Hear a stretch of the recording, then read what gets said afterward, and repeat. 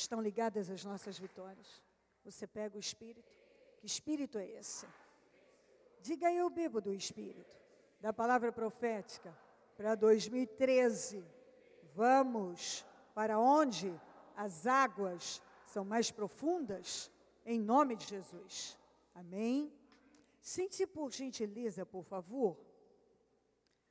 Eu vou pedir a você que pegue a sua Bíblia e abra em 2 Crônicas 26.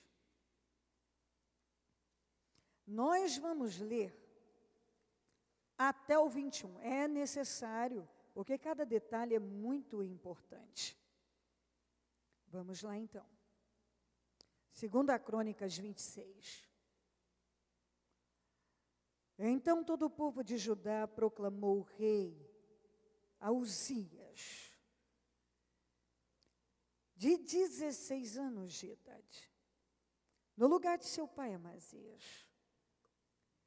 Foi ele que reconquistou e reconstruiu a cidade de Elate para Judá, depois que Amazias descansou com seus antepassados.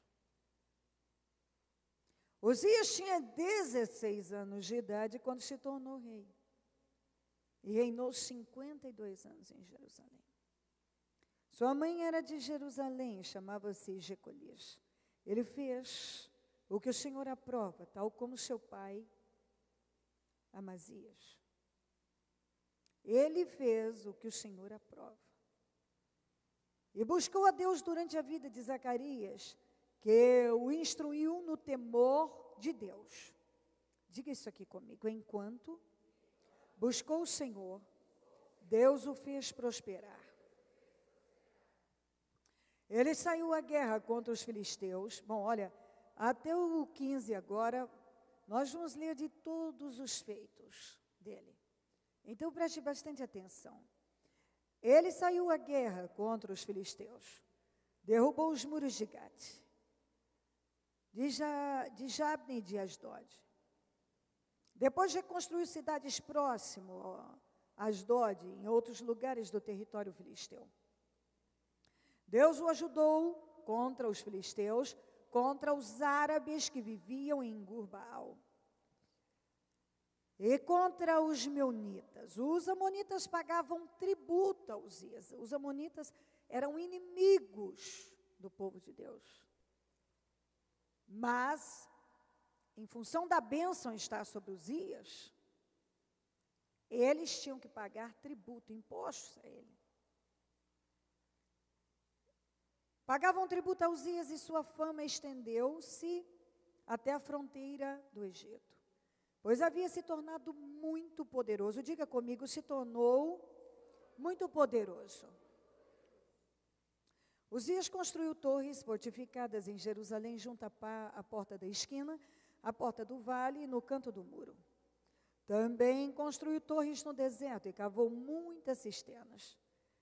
Isso aqui era um grande feito, porque num lugar onde tinha pouca água, quando um rei conseguia encontrar água, isso para o país era muito importante, isso não acontecia fácil. Isso, você vê que Abraão conseguia coisas que os inimigos não conseguiam.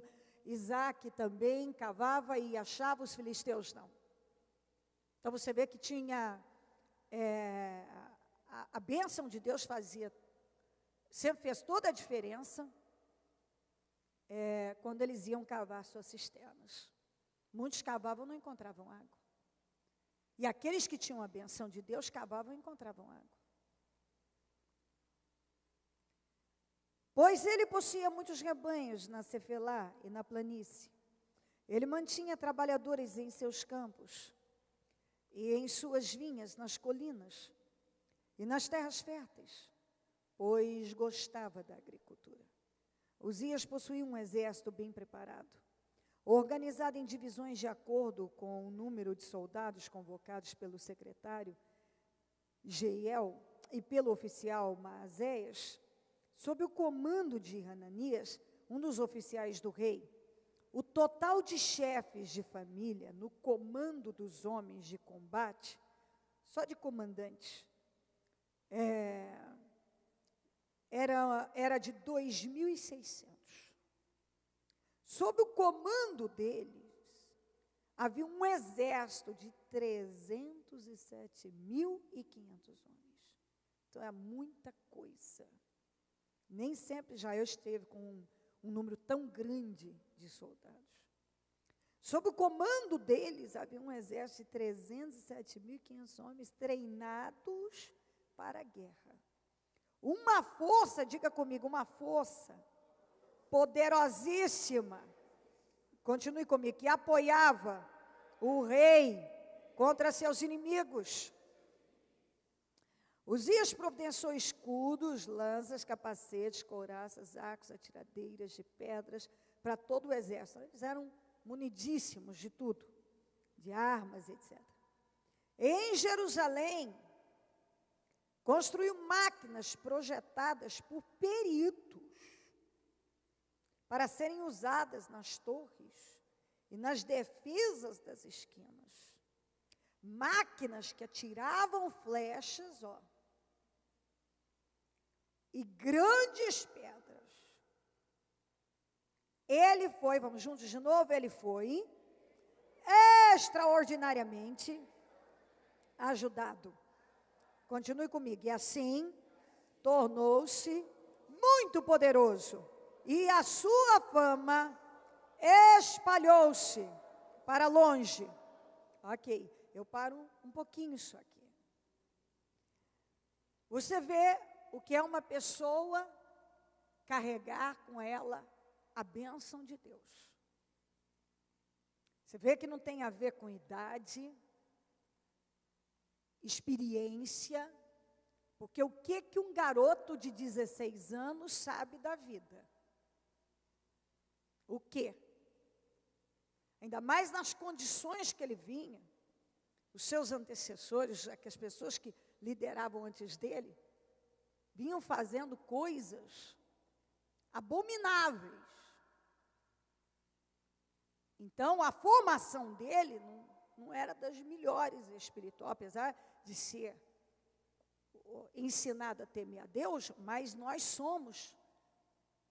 aprendemos mais por exemplos do que por palavras. E ele não teve os melhores exemplos para fazer o que ele fez aqui, por um bom tempo. Eu estou falando sobre isso porque Deus tem me levado bastante para essa direção. Às vezes você não tem nenhum exemplo na sua casa, ou pouquíssimos exemplos. Muitos não têm como dizer, eu me orgulho das minhas raízes, eu me orgulho daquilo que eu recebi, dos exemplos que eu recebi. Nem todos têm isso para falar. Às vezes o que ele teve dentro de casa não foi o melhor exemplo, ou nenhum. Talvez o exemplo que ele foi criado, no meio que ele foi criado, não o conduziria a coisas boas. No entanto, eu posso provar a você, homens, mostrar biblicamente, pessoas que foram criadas e educadas por pais, por homens, totalmente perdidos espiritualmente, com conduta erradíssima, e decidiram, como foi no caso do Ezequias, que eu falei na segunda, a fazer o certo, o que é bom e certo. Então, cai por terra essa justificativa, essa desculpa, que muitos se agarram, né, para argumentam e pegam e justificam seus suas más atitudes em cima disso. É que eu vi meu pai fazendo, eu vi minha mãe fazendo, eu não tive apoio, eu não tive isso, não me ensinaram, não me mostraram isso. Você vê que quando uma pessoa quer realmente fazer o que é bom e certo, ela rompe com aquilo. Ela rompe. Com aquele sistema, com aquela educação, com tudo aquilo que ela viu durante uma vida inteira. Ela rompe com aquilo. Quando uma pessoa realmente quer, ela rompe. Isso não é desculpa para a pessoa fazer escolhas erradas. Meu pai fez escolhas erradas, eu também vou fazer. Minha mãe só fez escolhas erradas, então também vou fazer. Não. Meu pai fez escolhas erradas, eu vou fazer certo. Eu não tive exemplo em casa. Alguém pode falar, dizer. Você pode não ter tido nenhum exemplo bom. Mas você pode aprender com a palavra a fazer o que é certo, o que é bom e certo. Como foi no caso do Ezequias. E do Uzias também. Ele fez aquilo que era correto por muito tempo da vida dele. Então, o que um garoto de 16 anos sabe da vida? Nada. Não sabe, não adianta. Até pode achar que sabe, mas não sabe. Tem muita coisa para viver e aprender. Mas ele começou fazendo a coisa certa. Buscando agradar a Deus. E mesmo sem ter idade, experiência, ele conseguiu fazer escolhas corretas. Ele conseguiu conduzir a vida dele e a liderança dele para a direção certa. Sempre, qual a direção certa? Será que ele não teve erros? Claro que teve, mas ele decidiu obedecer a Deus. Fazer aquilo que muitos não tinham feito antes. E o resultado é isso aqui que você está vendo. Extraordinariamente ajudado por Deus. Muito abençoado. Então, por muito tempo, ele fez a coisa certa.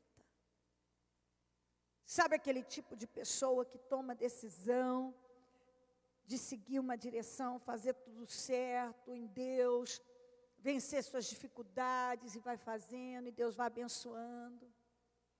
E a pessoa vai vencendo, vencendo, vencendo. E ela chega num ponto da vida, dela olhar e dizer, meu Deus, nunca pensei que eu chegaria aqui.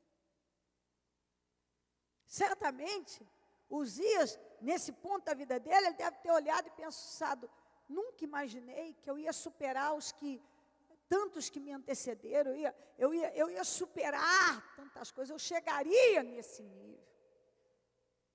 Aí cada um, na sua proporção, pode olhar para si e ver o quanto caminhou. Depois de tantos investimentos, tanta luta, certamente atravessou tantas pontes difíceis, enfrentou tantos inimigos, tantas coisas, superou tanta coisa, venceu, venceu, venceu, venceu. Conquistou, conquistou, conquistou. Enfrentou tantos inimigos, tantas guerras. Depois que foi tão longe, foi traído, ele mesmo se traiu. Olha aqui. 16, entretanto, depois, olha isso aqui. Não, nós vamos ler juntos. Entretanto, depois que Uzias se tornou poderoso, o seu orgulho, de novo o orgulho, de novo o orgulho, provocou a sua queda. Ele foi infiel ao Senhor. o seu Deus, e entrou no templo do Senhor para queimar incenso no altar de incenso. O sumo sacerdote Azarias e outros 80 corajosos sacerdotes do Senhor foram atrás dele. Eles o enfrentaram e disseram: não é certo que você, Uzias, queime incenso ao Senhor. Isso é tarefa dos sacerdotes, os descendentes de Arão, consagrados para queimar incenso. Saia do santuário, pois você foi infiel e não será honrado por Deus o Senhor. Depois de tudo que Deus fez por ele,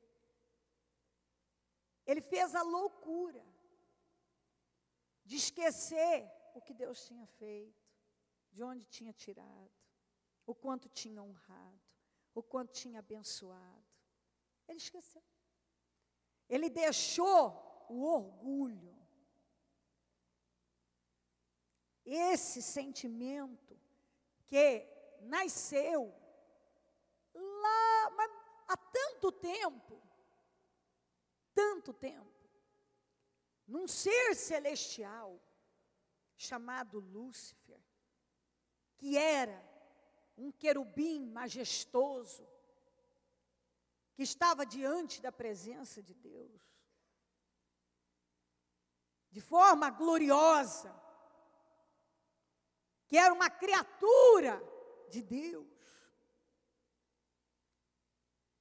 uma das criaturas mais incríveis feitas por Deus. Mas não bastava ser tão glorioso, tão grande, tão majestoso.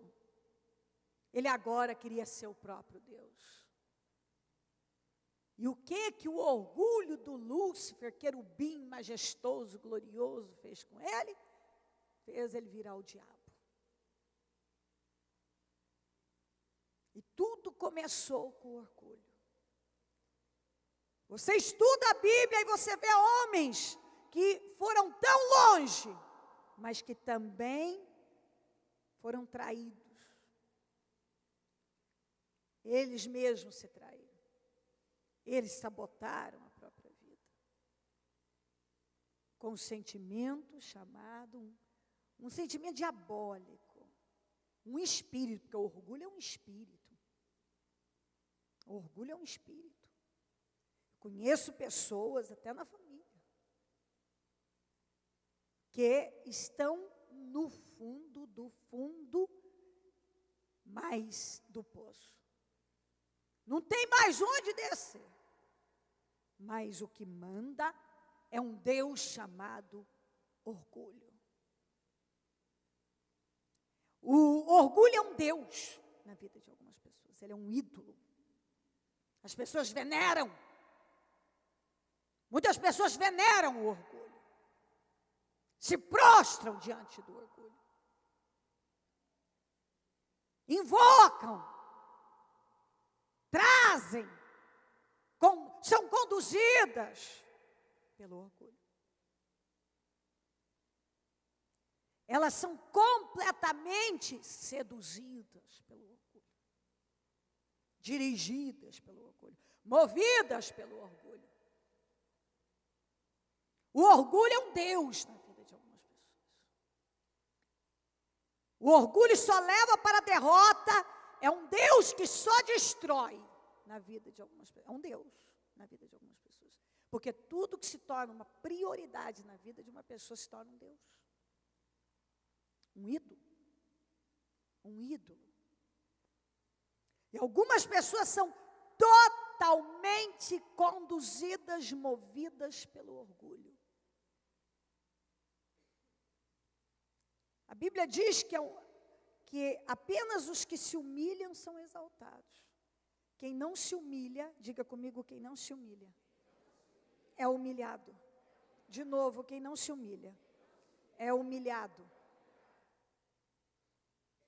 Toda pessoa que não tem a capacidade de se humilhar, ela é humilhada. Ela é humilhada. E ela vai sendo humilhada. O orgulho só leva a pessoa à humilhação. A humilhação. Você vê que ele não levantou altares aos deuses que os seus antepassados levantaram, e tantos outros, os que antecederam a ele. Ele não fez isso. Mas um sentimento que cresceu de tal maneira que dominou a vida dele. Depois que ele foi tão longe, que ele estava no auge, poderoso, extraordinariamente ajudado por Deus. Porque você pode até dizer assim, nossa, mas eu não tenho isso tudo, mas talvez tenha mais do que imaginou na sua vida inteira que teria. Chegou mais longe do que jamais imaginou que chegaria. Vive o que jamais imaginou que viveria, ou não havia nenhuma possibilidade de viver. Então, foi extraordinariamente abençoada por Deus. E depois que a pessoa vai tão longe, ela permite que o orgulho, que está junto, arrogância, altivez, soberba. O orgulho, ele leva as pessoas a conduz o que? A rebelião. Olha ele aqui se rebelando contra os homens, os sacerdotes que tomavam conta do templo. O orgulho leva as pessoas é o mesmo espírito que conduz à rebelião, todas as pessoas. O que o Lúcifer fez no céu? Criou uma rebelião. E levou com ele, assim, um monte de anjos, que se tornaram os demônios. Porque alguns acham que de onde vêm os demônios, tantos demônios, tem tantos demônios. Foram todos os seres que um dia eram santos, que estupidamente acompanharam o Lúcifer. E ele virou o diabo, e esses anjos caídos, que a Bíblia diz, se tornaram os demônios. Não tem nada a ver com, quando a gente fala espírito, porque ele é um espírito, mas não é espírito humano, que aí a pessoa morre, e aí fica a alma penada para ir para... Não existe isso aí, não. O sujeito morre, acabou, ele vai para o céu e vai para o inferno. O homem está ordenado a morrer uma só vez, depois segue o juízo. É impossível o espírito de um morto voltar. Isso é impossível, biblicamente é impossível. Não, mas eu vi, não, você viu o diabo que pode se transformar até em anjo de luz para enganar as pessoas. Ele pode imitar a voz de um que morreu, psicografar, tudo que você possa imaginar, ele faz com perfeição. Não, mas ninguém sabia disso. Sabia, o diabo sabe. Do mesmo jeito que o Senhor sabe das coisas, tem sempre um demônio à espreita, anotando tudo, ele sabe. Então, essa história que ninguém sabia, sim, sabe. Se eu, com a minha... tão pequena, posso detectar com discernimento que às vezes uma pessoa está passando pela cabeça dela. Imagina um ser que está aí, que tem o poder de entrar, de sair. Se você não tiver poder, a cobertura do sangue, ele pode entrar na sua vida. Ele não vai, ele mesmo sopra as coisas fala no ouvido da pessoa, ele não sabe o que a pessoa está pensando, se ele mesmo está falando ali? Claro que sim, ele não sabe o que você está pensando, porque ele não é onisciente, mas ele sabe o que ele falou no seu ouvido, compreendeu? Quem sabe o que você pensa, só Deus. Só Deus sabe. Mas eu estou dizendo que você, eu, que somos humanos, podemos discernir algumas coisas, imagina o capeta que é espírito que está ali. Entende o que eu estou falando? Okay. Ele não é onipresente, ele não pode estar em todo lugar ao mesmo tempo, mas tem um demônio, tem seus soldados em cada lugar. Deus não, Deus pode estar em todo lugar ao mesmo tempo. Deus é onisciente, ele pode saber o que todo mundo está pensando. Isso é uma coisa, além do nosso entendimento, não há nem como entender uma coisa tão fora do comum. Nossa cabeça não dá conta. Deus é muito grande. Muito grande. Então, o diabo, ele não é onipotente, ele não tem todo o poder, mas ele tem poder. Ele tem poder para matar, roubar e destruir se uma pessoa está fora da direção de Deus. Ele não é onisciente, ele não sabe o que você pensa, mas ele sabe o que ele está soprando no seu ouvido. Ele sabe muito bem o que ele está falando ali, e ele vai percebendo por você o que você está fazendo, as suas reações. Então, esse orgulho entrou no coração desse ser celestial. E tantos outros caíram na lábia mentirosa dele, que a Bíblia diz que o diabo é o pai da mentira, sempre mentiu e sempre mentirá. E um monte de anjos que eram gloriosos acreditaram em todas as mentiras do Lúcifer. E acompanharam ele. E se tornaram demônios. Seres totalmente já destinados biblicamente ao fogo eterno, à destruição eterna. E eles sabem disso. Por isso que ele luta desesperadamente para levar o maior número de pessoas que ele puder com ele. Porque ele sabe que o fim dele é a condenação. O diabo sabe disso, ele sabe que ele está condenado, não tem perdão para ele. Os demônios que acompanharam o diabo sabem que não tem perdão para eles. Então eles querem levar, porque o homem, o ser humano, é a coisa mais importante para Deus. Então ele luta desesperadamente para destruir com a raça humana, para levar o maior número de pessoas e tragar o maior número de pessoas e engordar o inferno. E ele usa do mesmo espírito, do mesmo sentimento, que é um espírito, para desgraçar com as pessoas, para virar a cabeça das pessoas, para derrubar as pessoas. As pessoas, os orgulhosos, eles se enganam. O orgulho está levando a pessoa para o fundo do poço e ela está sustentando aquilo. Ela está descendo, mas ela está sustentando aquilo.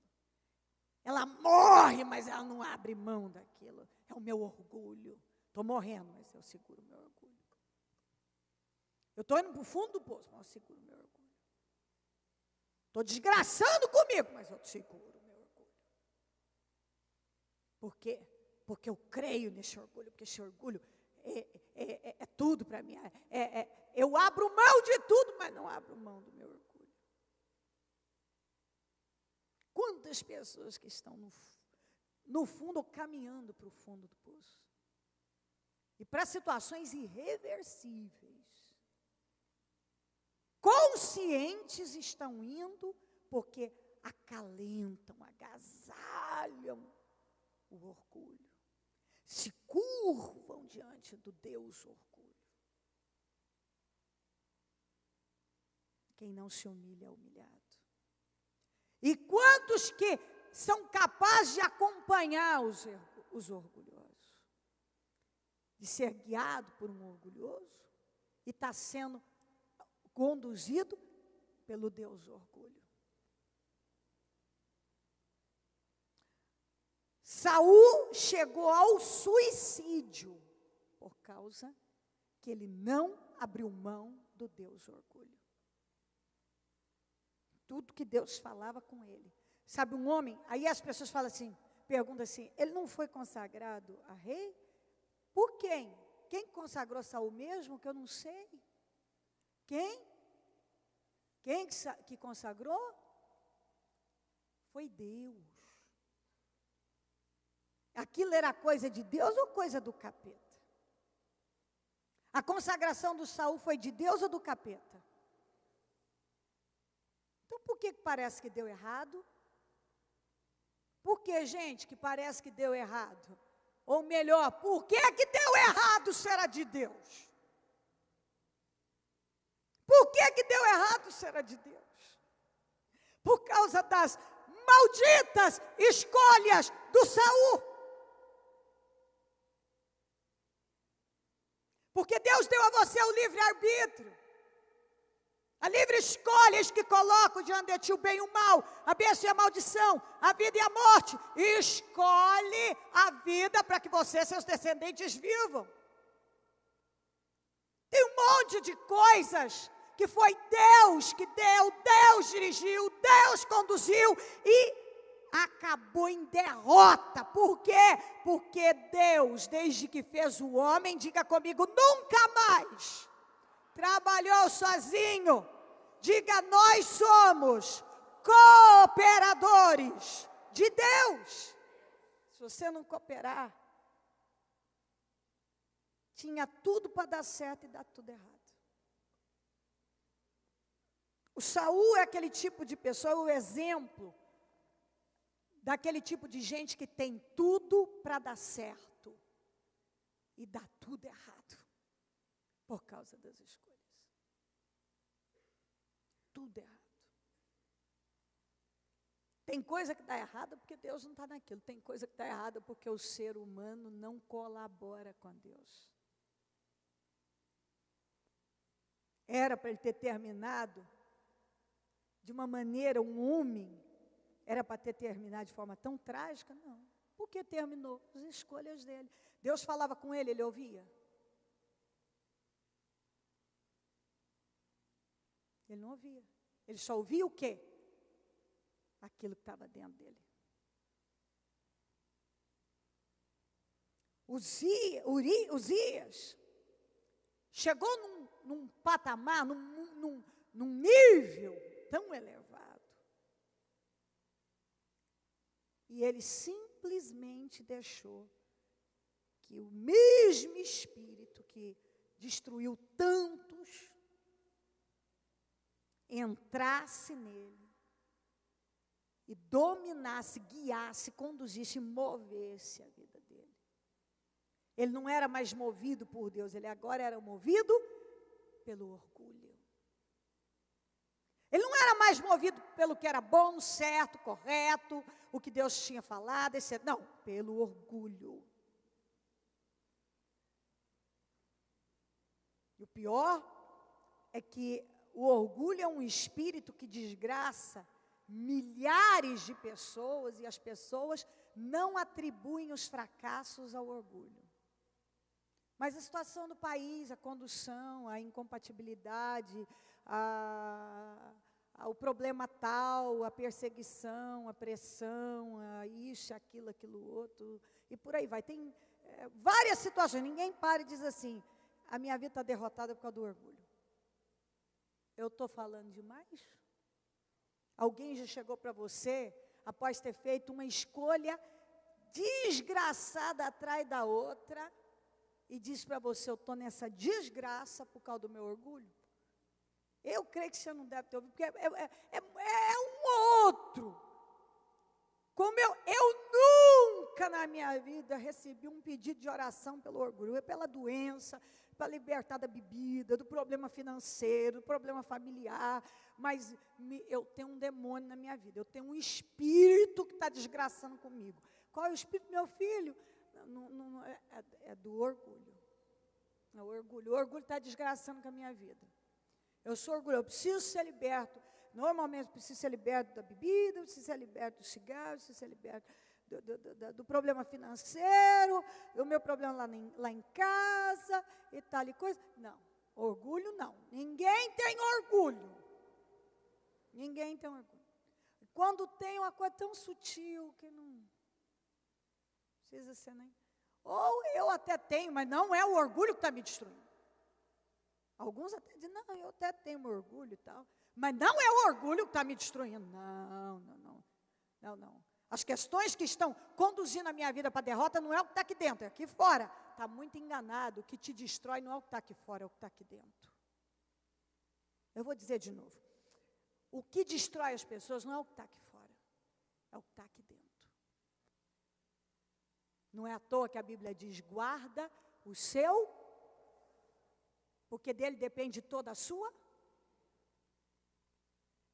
Depende de toda a sua vida. Depois que ele estava nesse nível elevadíssimo, ele cedeu para o Deus orgulho, passou a amar, adorar, reverenciar, seguir, prostrar diante do Deus orgulho. O Deus orgulho fez com que ele fizesse a maior loucura da vida dele. Ter pessoas, a partir do momento que você para de fazer escolhas dentro da direção de Deus, você vai começar a fazer escolhas erradas. Enquanto você conseguir fazer escolhas dentro da vontade de Deus, você vai fazer certa.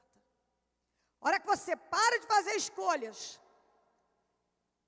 dentro da vontade de Deus, você começa a fazer só a escolha errada.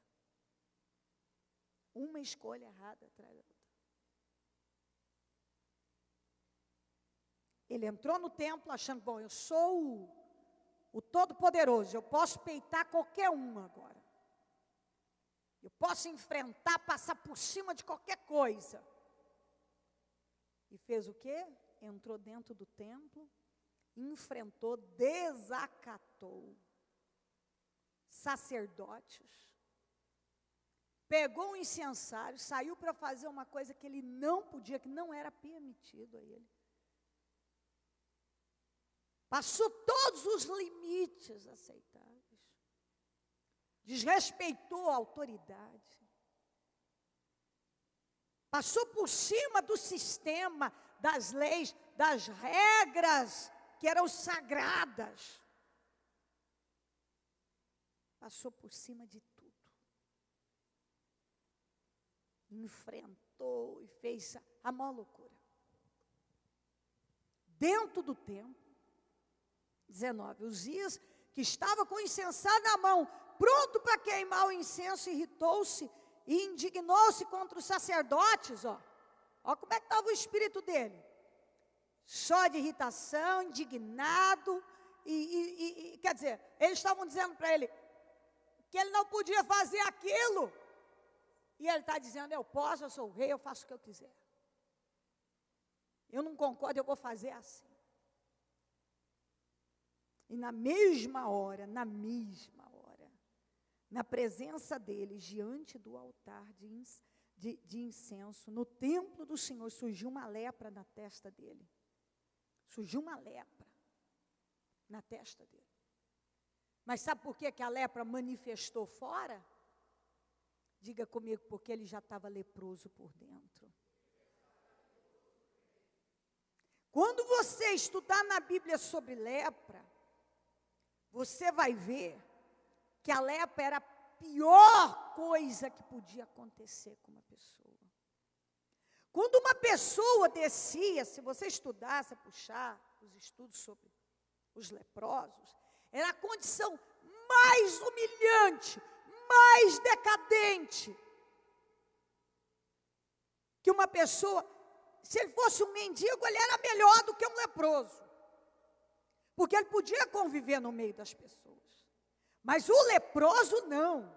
O leproso era tratado pela própria religião, pela lei, como a coisa mais imunda, mais maldita que poderia haver na sociedade. Tanto é que a lepra, quando ela tomava conta de uma pessoa, todo mundo abandonava, a mãe abandonava, com o respaldo da fé, respaldada na fé. A fé dava a ela essa visão, esse entendimento. Tanto é que quem cuidava de leproso, eles ficavam tudo montuado, tudo junto, tudo separado, morando em casa separada, todos separados, e era um que cuidava do outro. Porque ninguém se atrevia a se aproximar da coisa mais imunda da face da terra. Da coisa mais podre, mais maldita da face da terra. Então não tinha um leproso, a não ser que a mulher dele ou a mãe dele fosse leprosa também, ou vice-versa, não sei, que estaria com ele. Do contrário, era um leproso que cuidava de outro leproso, porque a família abandonava. A sociedade abandonava. Ninguém passava perto. Para um homem tão glorioso passar a sofrer de lepra, era o fim, esse foi o fim mais triste que alguém poderia ter. E não precisava ter sido assim. Mas ele escolheu, por anos escolheu certo, e no final, que ele podia ter terminado da melhor maneira, ele escolheu fazer tudo aquilo que ele não devia, e ele atraiu para a vida dele a pior coisa que poderia acontecer em alguém, na vida de alguém. A pior coisa. Sempre escuto o que eu vou lhe dizer. Aqui tem alguém que tem experiência de anos com gente. Todo mundo é enganado da mesma maneira. Todo mundo acha, comigo vai dar certo. Entendeu? Não. Comigo vai ser diferente. Todo mundo tem a mesma visão. Comigo vai ser diferente. Comigo vai dar certo. Comigo vai ser diferente. Comigo não vai acontecer. Mas acontece que a partir do momento que você deixa de fazer escolhas em Deus, você já começou a fazer escolhas erradas. Eu disse outro dia que ninguém foi ao céu e voltou para dizer como é que é. Ninguém foi ao inferno e voltou para dizer como é que é. Mas pergunte às pessoas que saíram do propósito, elas vão te dizer como é que a vida passa a andar a partir disso. Quando Deus nos chama para um propósito, para viver a nossa vida essa direção aqui, meu filho. Ó, minha filha, aqui. E você decide vir para cá, você acaba com a sua vida. Às vezes você pode até olhar, não, eu vi o fulano, ele luta, ele trabalha ali, vai. Você nunca mais vai conseguir ser a mesma pessoa. Nenhum, eu não vi. As pessoas levam, elas tocam, elas suportam, elas vão morrendo aos poucos. Não se iluda com fotografias, com venda de imagem, com encenações. Se uma pessoa sair da direção de Deus e ela terminar bem, vamos todo mundo abandonar isso aqui, porque o que está aqui é tudo mentira. Nós fomos enganados, então. Se você que está no propósito, pagando um preço, tem luta todo dia para chegar lá. Alguém vem, sai da direção de Deus, abandona o Senhor, como diz a Bíblia, quem abandonou o Senhor, abandona o Senhor o nome escrito na areia.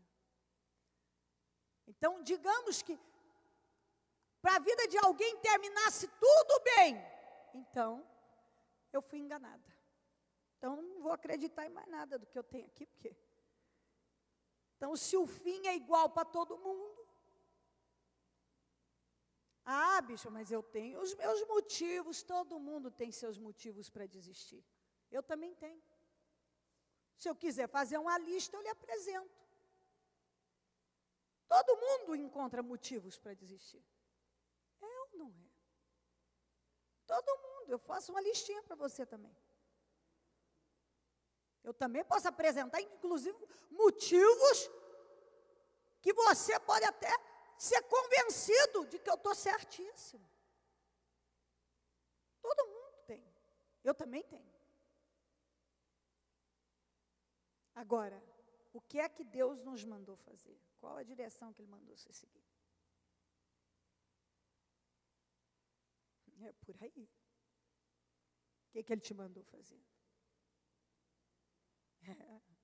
É isso que tem que estar aqui, ó, na sua cabeça. O resto é engano e ilusão. Um engano. Quando o sumo sacerdote Azarias e todos os outros sacerdotes viram a lepra, expulsaram-no imediatamente do templo. Na verdade, ele mesmo ficou ansioso para sair, pois o Senhor o havia ferido. Ele viu, acabou minha vida. Aí ele mesmo já desistiu de tudo aquilo. Quer dizer, desistiu, ele mesmo já saiu, ele mesmo, porque ele viu que ele acabou com a vida dele. O rei Uzias sofreu de lepra até o dia em que morreu. Eu vou ler novamente. O rei Uzias sofreu de lepra até o dia em que morreu. Acabou com a vida dele. Foi irreversível.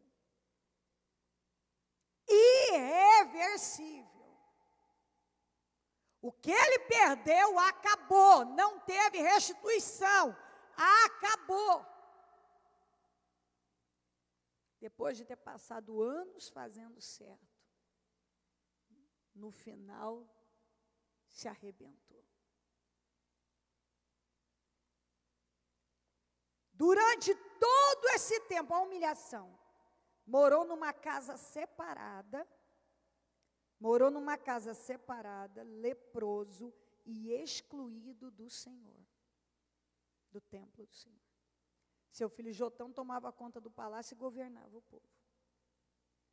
Acabou. O homem que vivia na realeza, que era da realeza, que era considerado, na época dele no mundo, um homem tão respeitado por seus feitos, que foi mais longe do que a maioria dos que passaram por ali. Terminou leproso, numa casa separada. Se numa casa separada ele não podia ter ninguém, porque a lei dizia isso. Então, quem cuidava dele devia ser um outro leproso.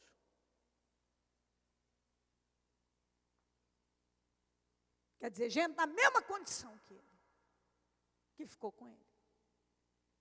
Leproso excluído do templo, acabou, nem no templo ele podia pisar. Acabou. Tudo porque ele passou a reverenciar o Deus do orgulho. Quem não se humilha é humilhado. Humilhai-vos perante a potente mão de Deus. Tem um monte de coisas que as pessoas se agarram, que é a maior estupidez, que ficam sustentando. E é uma insensatez, uma burrice sem tamanho. Tem gente que passa uma vida brigando para ter razão. Se não tiver razão, tem que ter razão. Se não tiver razão, acabou tudo. Quando poderia estar usando a vida para fazer o que é bom e certo. Muitas vezes a busca pela razão só faz você perder tempo, energia e vitória.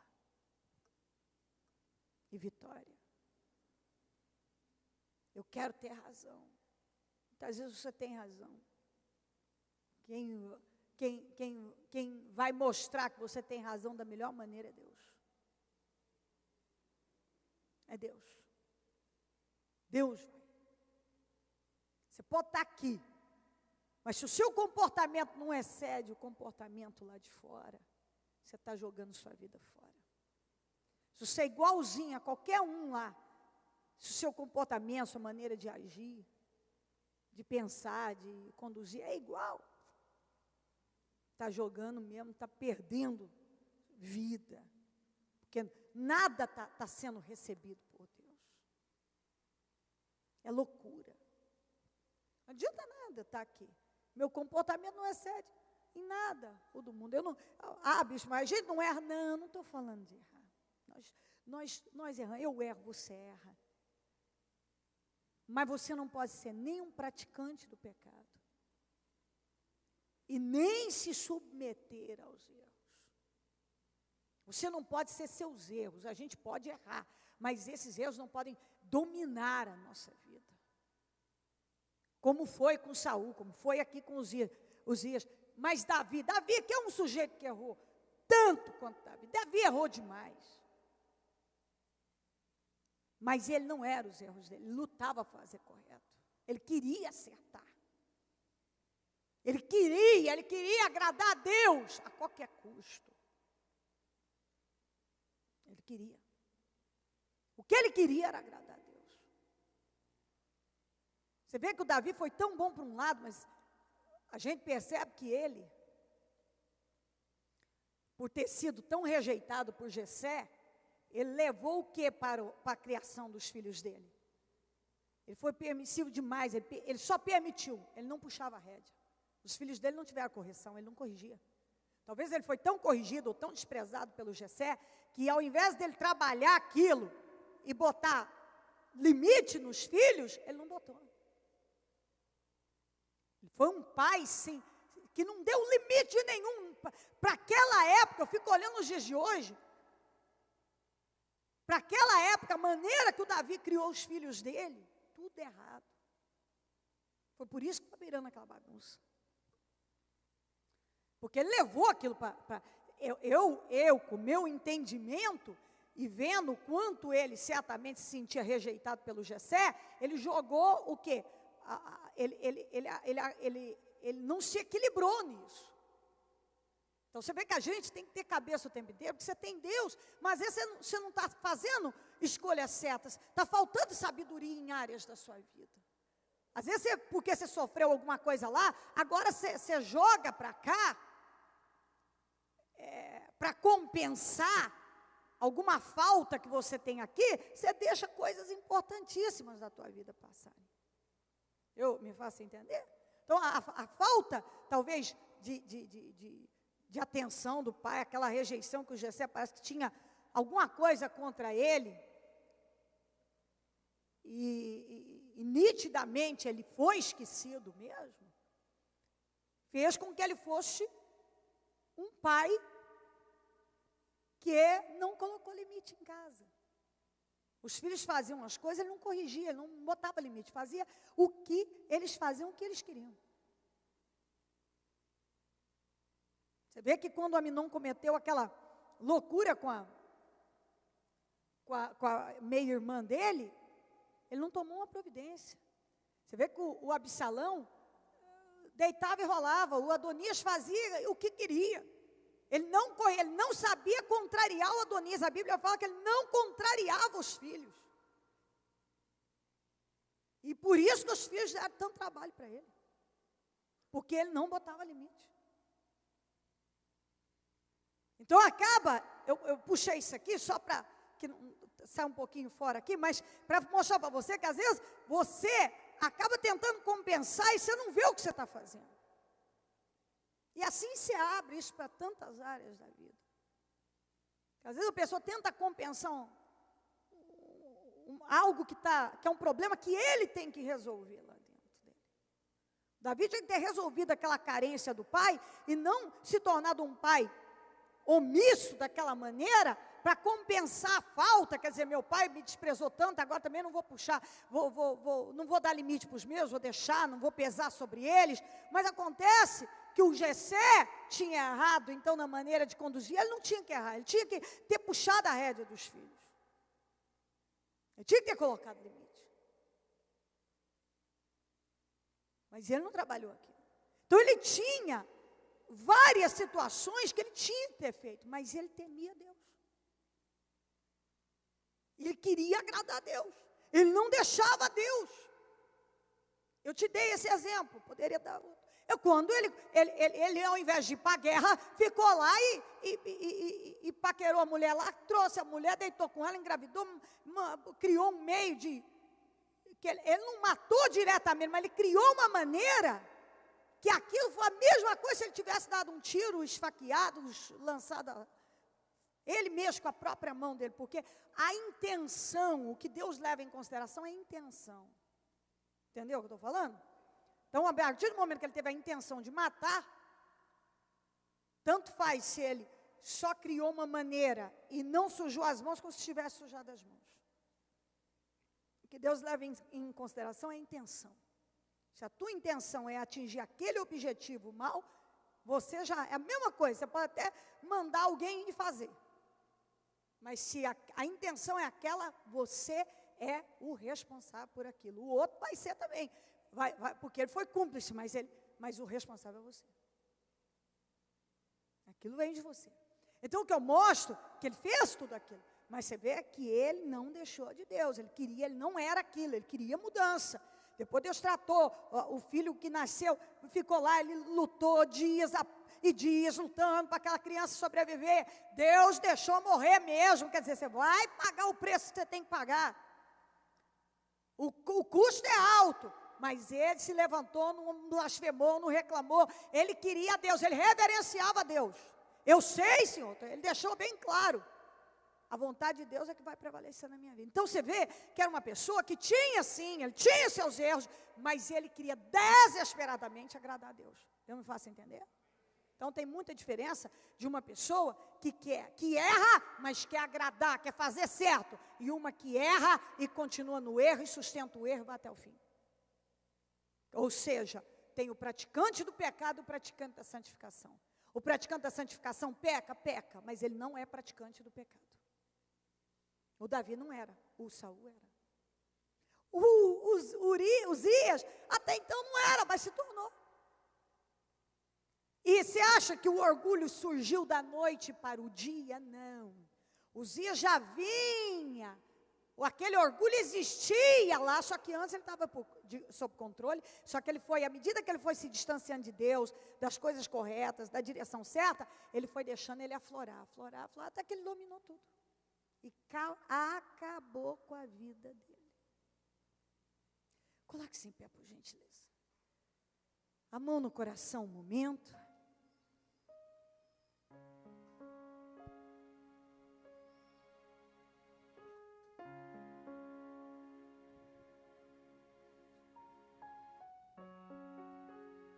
Eu penso que nós só temos agora que orar a Deus, porque já recebemos o que Deus tem para nós e o que Ele está lutando para nos ensinar.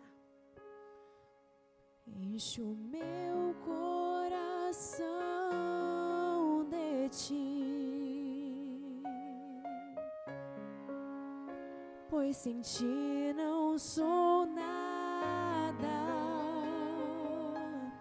Jesus, Tu és o meu valor, és meu Salvador, meu maior amor.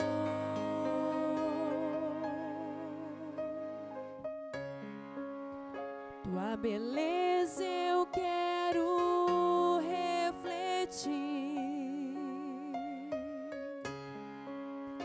exaltar o Teu nome, Jesus, e ser santo como és, ser puro como és, te amar como me amou, pois naquela cruz se entregou por mim. Me convém diminuir para que o Senhor cresça em mim. Me convém me esvaziar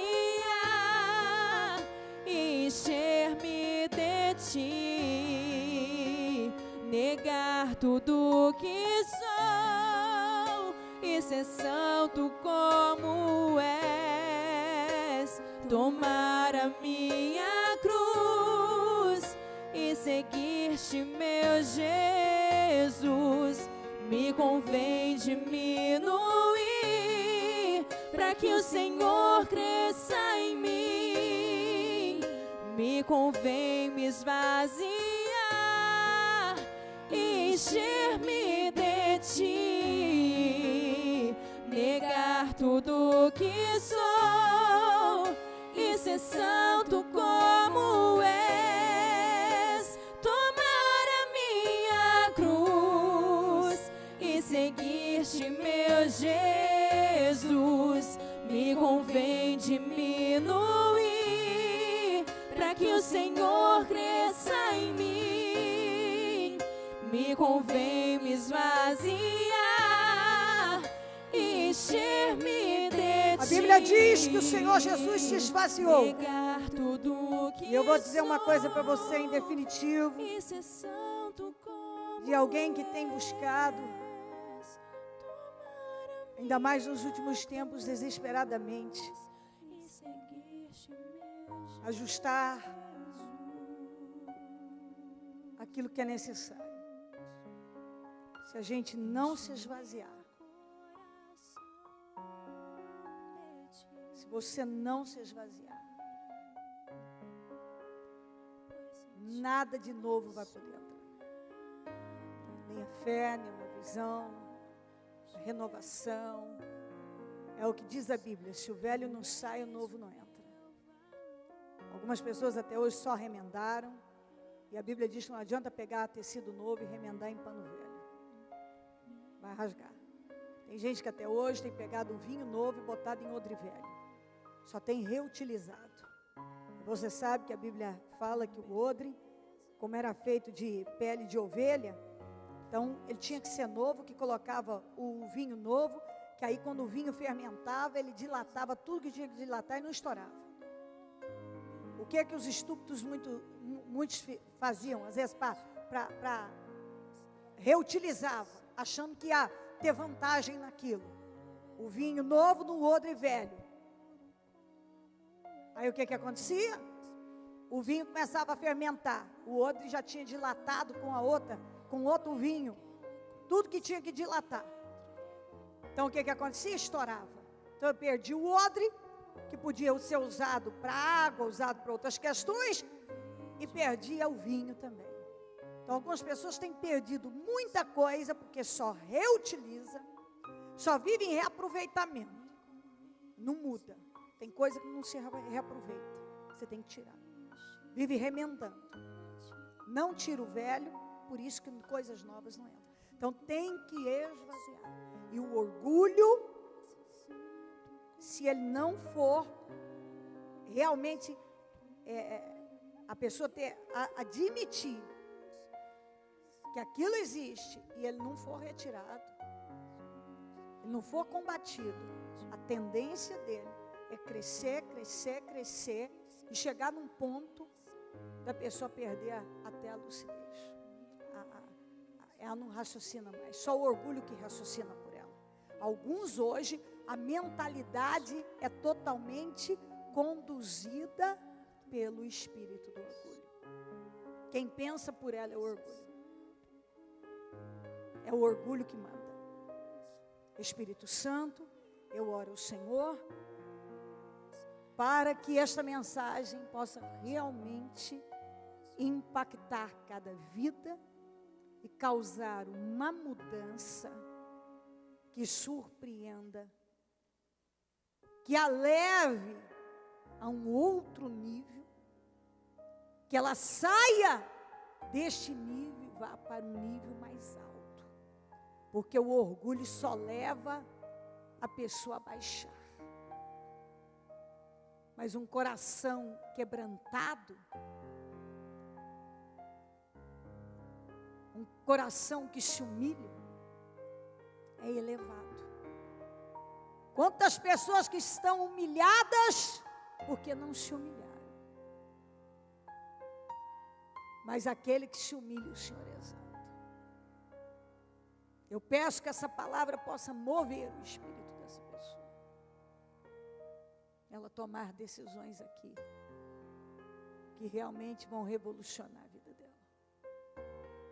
Eu quero repreender o espírito do orgulho que cega, que bloqueia a mente, que atormenta, que move, que conduz, que guia a vida dessa pessoa. Espírito do orgulho, que já vem dominando a vida dessa pessoa. Você é orgulho que se tornou um Deus. Você manda e não pede, desaloja dessa vida. Essa dureza, essa perturbação interna, essa cegueira, eu ordeno, saia em nome de Jesus. Tudo que cega essa mente, o entendimento que rouba a visão dessa pessoa, eu repreendo em nome de Jesus. Espírito do orgulho, desaloja dessa vida. Deixe agora, em nome de Jesus. Espírito do orgulho que leva a opiniões, a críticas, a sustentar uma linha de pensamento derrotada. Alimentar sentimentos de fracasso, que engana e que derruba. Saia, em nome de Jesus. Queima cada um do alto da cabeça, planta dos pés, Senhor. Liberta agora da cegueira, do bloqueio. Liberta agora, Senhor, desse domínio, esses demônios que estão trabalhando para destruir com essa vida, que estão decidindo, já decidiram a derrota dessa pessoa e têm trabalhado e conduzido ela para essa direção. Eu amarro e lanço no abismo. Saiam em nome de Jesus. Legiões de demônios, casta de demônios, potestades do inferno, que leva essa pessoa à cauterização da mente, à insensibilidade, ao orgulho, que leva ela a alimentar esse orgulho. Vai desalojando agora. Legiões de demônios, que não deixa essa pessoa nem admitir, desaloja. Você que rouba a força dela de orar, de buscar, você que lançou a frieza, você que a impede de orar, para que você possa dominar a vida dela, desaloja. Saia em nome de Jesus. Espírito da frieza, da insensatez, da loucura, do desequilíbrio, da frieza espiritual. Sai agora em nome de Jesus. Dessa dureza, sai agora. Em nome de Jesus. Todo domínio diabólico, todo mal que está controlando a vida dessa pessoa, dá uma ordem. Saiam em nome de Jesus. Agora. Caiam por terra as correntes que prendem, as algemas. Toda cegueira, todo bloqueio, toda amarra diabólica. Em nome de Jesus. Deus queima cada um do alto da cabeça, planta dos pés. Queima, Senhor, queima. Queima agora. Queima agora. Queima, Senhor. Limpa a mente, o coração. Queima, Senhor. Tira a dureza, tira a cegueira. Tira a frieza. Queima, Senhor. Liberta, Senhor. Vem, Espírito Santo, e desce sobre cada um e faça uma obra gloriosa aqui hoje. De libertação, meu Pai. Que nenhum dos que aqui estão saiam da mesma maneira. Venha sair da mesma forma. Para que haja uma libertação total. Uma mudança de visão, de espírito, de coração, de comportamento. De ideia, de compreensão das coisas. Que haja uma mudança total, Senhor. que o mal não venha conseguir, que ele não venha resistir mais, que a vida de cada um seja livre, em nome de Jesus. Eu vou pedir para você colocar a mão na sua cabeça, abençoa sua mente, pede para Deus ter misericórdia, põe a mão na sua cabeça, coloca a mão na sua cabeça agora, esquece do resto, em nome de Jesus. Todos, inclusive os obreiros, todos, coloque a mão na cabeça. Coloque a mão na cabeça e fala com Deus agora sobre a sua mente. Fala com Deus agora, Senhor, protege a minha mente, protege a minha mente, protege a minha mente, limpa a minha mente, Senhor. Fala com Deus agora, renova a minha mente, Senhor. Troca, meu Deus, limpa, Senhor, faz o que é preciso agora, Jesus. Eu não sei o que acontece com você, com a mão na cabeça, ora sobre a tua mente, pede, eu quero uma mudança na minha forma de pensar, em nome de Jesus. Eu não quero ser destruído, eu quero vitória sobre a minha vida agora. Liberta minha mente, Senhor. Liberta minha mente. Eu quero pensar correto. Está escrito que os nossos pensamentos conduzem a nossa vida. Eu não vou ser conduzido por maus pensamentos. Liberta minha mente. Liberta minha mente.